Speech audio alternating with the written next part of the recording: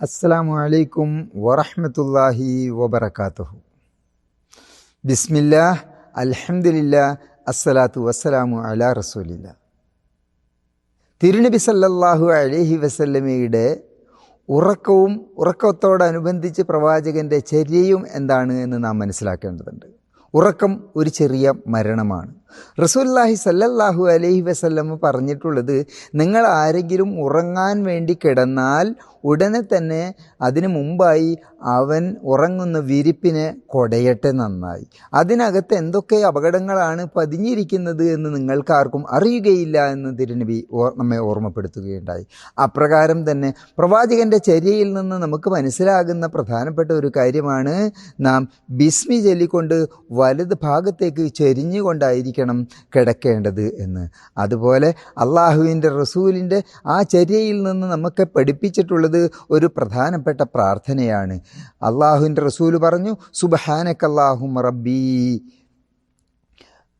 വബിക വളഅതു ജംബി വബിക അർഫഅഹു in അംസക്തഹു ഫഗ്ഫിർ ലഹു ഫഇൻ അർസൽതഹാ ഫഹ്ഫിദ്ഹാ ബിമാ തഹ്ഫിദു ബിഹി ഇബാദക സ്സാലിഹീൻ. ഈ ഒരു പ്രാർത്ഥന പ്രാർത്ഥിച്ചുകൊണ്ടായിരുന്നു പ്രവാചകൻ ഉറങ്ങാൻ കിടന്നിരുന്നത്. അതുപോലെ നാം മനസ്സിലാക്കേണ്ടുന്ന മറ്റൊരു കാര്യം, നമുക്ക് നമസ്കാരത്തിന് വേണ്ടി നാം ഉളു ചെയ്യുന്നത് പോലെ തന്നെ കിടന്നുറങ്ങുന്നതിന് മുമ്പും ഉളു ചെയ്യുന്നത് പ്രധാനപ്പെട്ട ഒരു സുന്നത്തായിരുന്നു. അള്ളാഹുവിൻ്റെ റസൂൽ ഉറങ്ങുന്നതിന് മുമ്പ് സ്വന്തം കൈകൾ ചേർത്ത് വെച്ചുകൊണ്ട് ഊതുകയും ആ ചേർത്ത് വെച്ച കൈകൾക്കിടയിൽ ഊതിയതിന് ശേഷം അള്ളാഹുവിൻ്റെ റസൂൽ ഖുൽ ഹുവല്ലാഹു അഹദ്, ഖുൽ അഊദു ബിറബ്ബിന്നാസ്, ഖുൽ അഊദു ബിറബ്ബിൽ ഫലഖ് മുഅവ്വദത്തൈനിയും ഖുൽ ഹുവല്ലാഹു അഹദും ഓതിക്കൊണ്ട് അത് ശരീരത്തിൻ്റെ എല്ലാ ഭാഗങ്ങളിലും തടവുകയും തുടക്കുകയും ചെയ്യുമായിരുന്നു. പ്രവാചകൻ ഇത് 3 തവണ ആവർത്തിച്ചിരുന്നതായി കൊണ്ട് നമുക്ക് ഹദീസിൽ കാണാൻ സാധിക്കും. നമുക്കെല്ലാവർക്കും ഉള്ളൊരു മര്യാദയാകുന്നു, പ്രവാചകൻ ഇടത് ഭാഗത്തേക്ക് ചെരിഞ്ഞു കിടക്കുമായിരുന്നു. കൈ മടക്കിക്കൊണ്ട് കവിളിൽ വെച്ചുകൊണ്ടായിരുന്നു ആ പ്രവാചകൻ്റെ ആ കിടപ്പ്.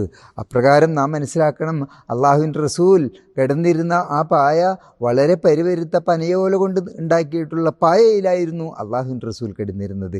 ദുനിയാവിന് പ്രാധാന്യം നൽകാതിരിക്കുകയും ആഖിറത്തിന് പ്രാധാന്യം നൽകുകയും ചെയ്തിരുന്ന പ്രവാചകന്മാരുടെ ജീവിതം അത് നമുക്കെല്ലാവർക്കും മാതൃകയാകുന്നു. മരണം അതൊരു കൊച്ചു മരണം തന്നെയാകുന്നു യഥാർത്ഥത്തിലുള്ള ഉറക്കം.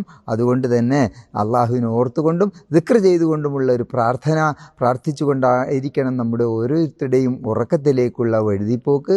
അള്ളാഹു നമ്മളെ എല്ലാവരെയും അനുഗ്രഹിക്കുമാറാകട്ടെ. നല്ല നിലയിൽ പടച്ചവനെ ഓർത്തുകൊണ്ടായിരിക്കട്ടെ നമ്മുടെ ഏവരുടെയും ഉറക്കം. അസ്സലാമു അലൈക്കും വറഹ്മത്തുള്ളാഹി വബറകാതുഹു.